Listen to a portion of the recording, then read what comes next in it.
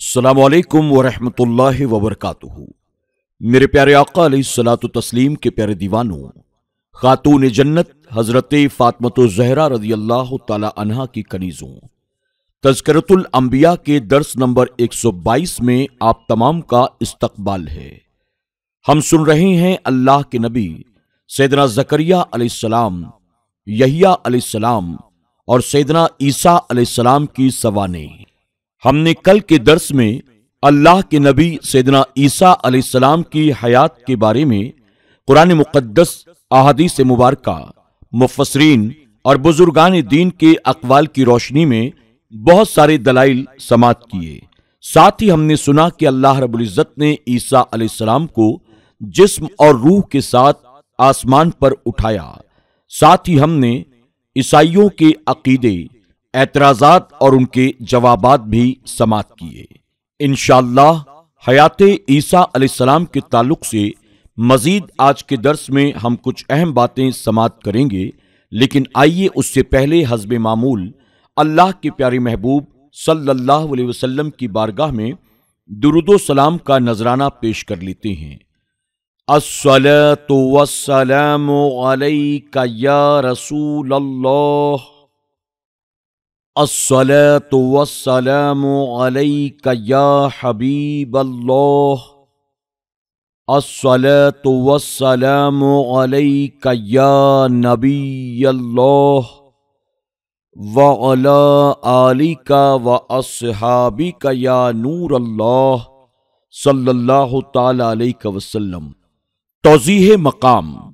اس مقام کی وضاحت یہ ہے کہ یا تو کنایا ہوگا اعزاز اور رفع منزلت سے، جیسا کہ مرزا صاحب بشہادت محاورہ اور حوالہ کتب لغت لیتے ہیں۔ اس صورت میں ظاہر ہے کہ قتل اور قرب الہی میں تضاد نہیں، بلکہ قتل اور شہادت موجب مستقل ہے۔ رفع منزلت عند اللہ تعالی کے لیے سوائے نبوت کے، اور یا مراد اسے رفع روحی بطریق موت طبعی کے ہوگا بقرینہ وعدہ توفع، یعنی فقط لفظ متوفقہ اگرچہ مطلق موت پر دال ہے، عام اس سے کہ اپنے آپ ہو یا قتل کی وجہ سے، لیکن حرص جو مستفاد ہے ضمیر متکلم کے مسند الیہ اور صیغہ مشتق کے مسند بنانے سے مفید ہے۔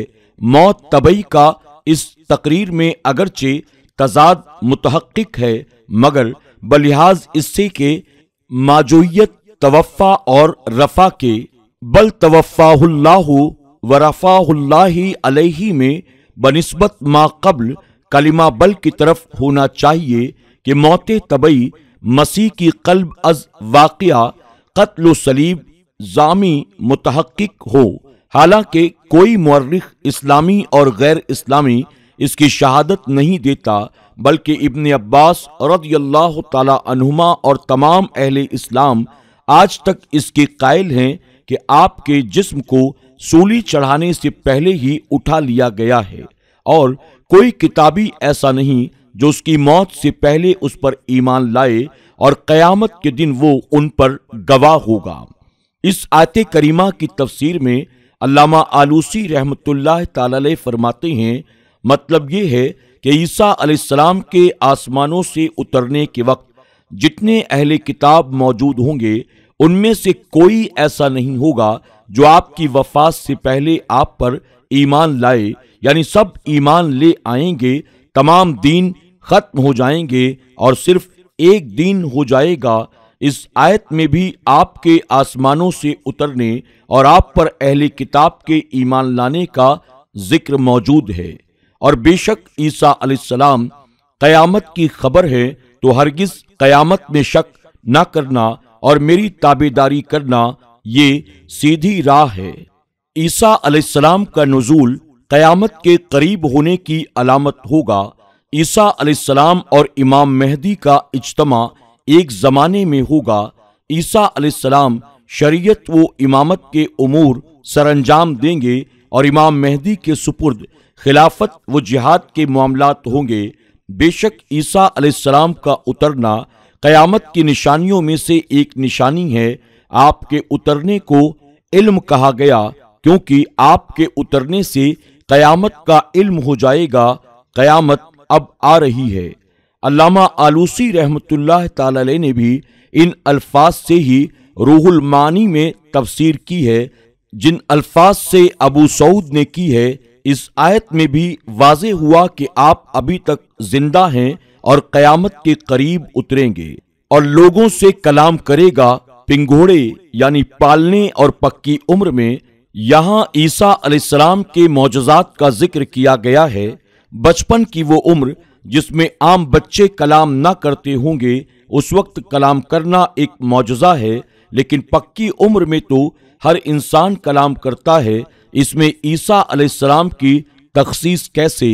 اس سوال کا جواب دیتے ہوئے علامہ رازی رحمت اللہ تعالی علیہ فرماتے ہیں، پکی عمر میں کلام کرنے کا مطلب یہ ہے کہ آپ آخر زمانہ میں آسمانوں سے اتریں گے، اس وقت آپ کی عمر پکی ہوگی اور آپ لوگوں سے کلام فرمائیں گے اور دجال کو قتل کریں گے۔ حسین بن فضل نے کہا، یہ آیت واضح طور پر نص ہے کہ حضرت عیسیٰ علیہ السلام زمین پر اتریں گے۔ احادیث مبارکہ۔ عیسیٰ علیہ السلام کا آسمانوں سے نازل ہونا کئی احادیث مبارکہ سے ثابت ہے۔ حضرت ابو ہریرہ رضی اللہ تعالی عنہ سے مروی ہے، اللہ کے پیارے محبوب صلی اللہ علیہ وسلم نے فرمایا، قسم ہے اس ذات کی جس کے قبضے میں میری جان ہے کہ عیسیٰ علیہ السلام تم میں حاکم اور عادل بن کر اتریں گے، صلیب توڑ ڈالیں گے، جزیہ کا حکم ختم کر دیں گے، آپ مال لوگوں کو عطا کریں گے، کوئی قبول کرنے والا نہیں ہوگا۔ اس وقت کا ایک سجدہ دنیا اور دنیا کے مال و دولت سے افضل ہوگا۔ پھر حضرت ابو ہریرہ رضی اللہ تعالی عنہ کہتے ہیں، اگر تم چاہتے ہو تو یہ آیت پڑھ لو، اہل کتاب میں سے کوئی بھی نہیں رہے گا یہاں تک کہ آپ پر ایمان لے آئے گا موت سے پہلے۔ آپ حاکم اور عادل بن کر آئیں گے، یعنی نصرانیت کو باطل کر دیں گے اور ملت حنفیہ یعنی دین اسلام کو قبول کرنے کا حکم دیں گے، یہودیوں اور عیسائیوں کے باطل گمان کو ختم کرنے کے لیے صلیب توڑ دیں گے، خنزیر کو قتل کر دیں گے، یہ ثابت کریں گے کہ میں محمد صلی اللہ علیہ وسلم کا امتی ہونے کی حیثیت سے آیا ہوں۔ چونکہ آپ کی شریعت میں خنزیر حرام ہے، اس لیے اے عیسائیوں تمہارا اسے پالنا اور خرید و فروخت کرنا حرام ہے۔ اہل کتاب سے صرف اسلام کو قبول کریں گے، کوئی جزیہ ان سے نہیں لیں گے۔ آپ کے زمانے میں مال کی کثرت ہوگی، یہاں تک کہ جس طرح وادیوں میں پانی چلتا ہے ایسے ہی مال کی فراوانی ہوگی۔ اس وقت عبادت میں صرف لوگ اتنی لذت محسوس کریں گے کہ ایک سجدہ اور ایک نماز انہیں دنیا بھر سے بہتر محسوس ہوگا۔ حضرت ابو ہریرہ رضی اللہ تعالی عنہ نے آیت کو بطور دلیل پیش کی کہ اس وقت تمام لوگ دین اسلام کو قبول کر لیں گے۔ حضرت ابو ہریرہ رضی اللہ تعالی عنہ سے مروی ہے، رسول اللہ صلی اللہ علیہ وسلم نے فرمایا، قسم ہے اللہ تعالی کی، ابن مریم حاکم و عادل بن کر ضرور اتریں گے اور ضرور بالضرور خنزیر کو قتل کریں گے اور یقینی طور پر جزیہ کو ختم کر دیں گے، اونٹوں کو چھوڑ دیں گے، ان پر کوئی عمل نہیں کریں گے، عداوت، بغض اور حسد کو ختم کر دیں گے، مال کی طرف لوگوں کو بلائیں گے، کوئی اسے قبول نہیں کرے گا۔ یہ مسلم شریف کی روایت ہے۔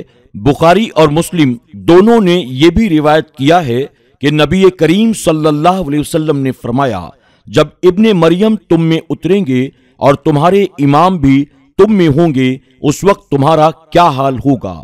اس حدیث شریف میں تمام تاکید کے صیغے استعمال کیے گئے ہیں۔ آپ کا اترنا یقینی ہے، شک و شبہ سے پاک ہے۔ خلاصہ، بکسرول قاف کلوس کی جمع ہے، جوان اونٹنی کو کہا جاتا ہے۔